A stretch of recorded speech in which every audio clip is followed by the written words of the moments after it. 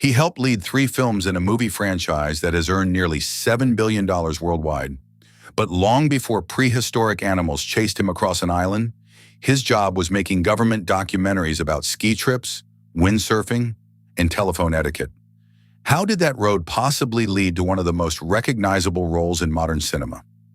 The trail begins in Omagh, Northern Ireland.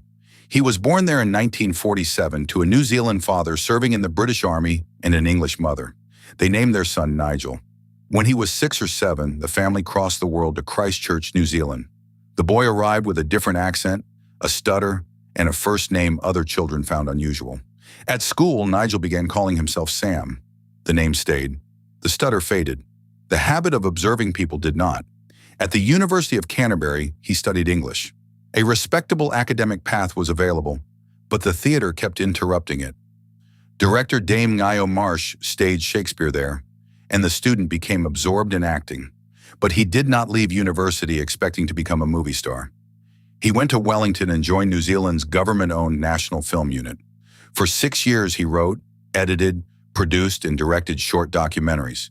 His subjects included a ski trip, windsurfing, architecture, and the proper way to use a telephone. It sounded like a detour.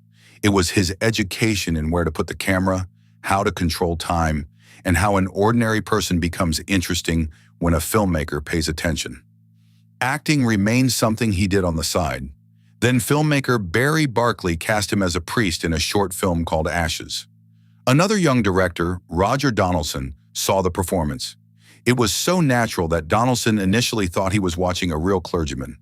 Donaldson wanted the government documentarian to carry an ambitious political thriller, even though New Zealand barely had a feature film industry.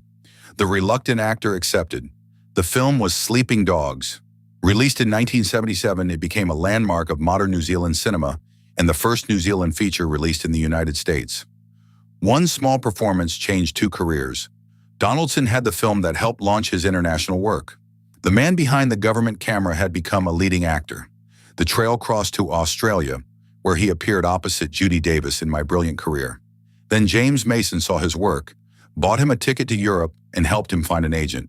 There was no master plan. Each unexpected person opened the next section of trail. By his mid-40s, he had played spies, grieving husbands, and Soviet officers. He had even been considered for James Bond.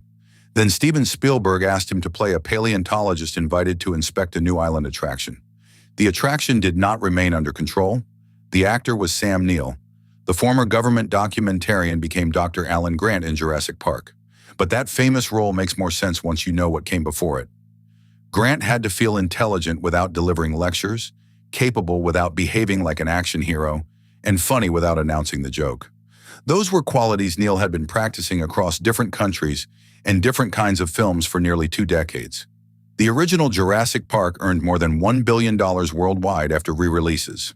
Neill returned in Jurassic Park 3 and Jurassic World Dominion, becoming one of the defining faces of a franchise approaching $7 billion globally. Yet the dinosaurs never became his entire identity. The same period brought The Piano, where he played a very different and much darker man. Later audiences found him in Peaky Blinders, Hunt for the Wilder People, and productions ranging from enormous international releases to intimate New Zealand stories. That variety was deliberate. Neill resisted being reduced to one character or one kind of performance. He could be reassuring in one scene, threatening in the next, and quietly ridiculous without changing his composed exterior. He also kept returning to the country where the trail had truly begun. In central Otago, he established a winery called Two Paddocks. What began with a small vineyard grew into a serious operation, but Neill kept its public personality playful. His social media often featured the animals living around him. Many received the names of famous friends and colleagues. The international star who had run from dinosaurs appeared perfectly content introducing viewers to a duck, pig, or sheep. That contrast explains part of his appeal. He became globally recognizable without acting as though recognition had been the objective.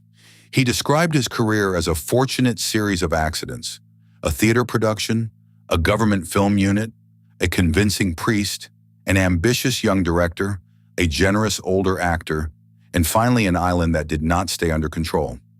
His trail did not begin with dinosaurs, Hollywood, or even a plan to become an actor. It began with a boy moving from Omagh to Christchurch and learning to notice what other people might miss. You knew the destination. This was the trail he took. If you guessed Sam Neill before the island clue, tell us which detail gave him away. And subscribe to follow the next remarkable trail.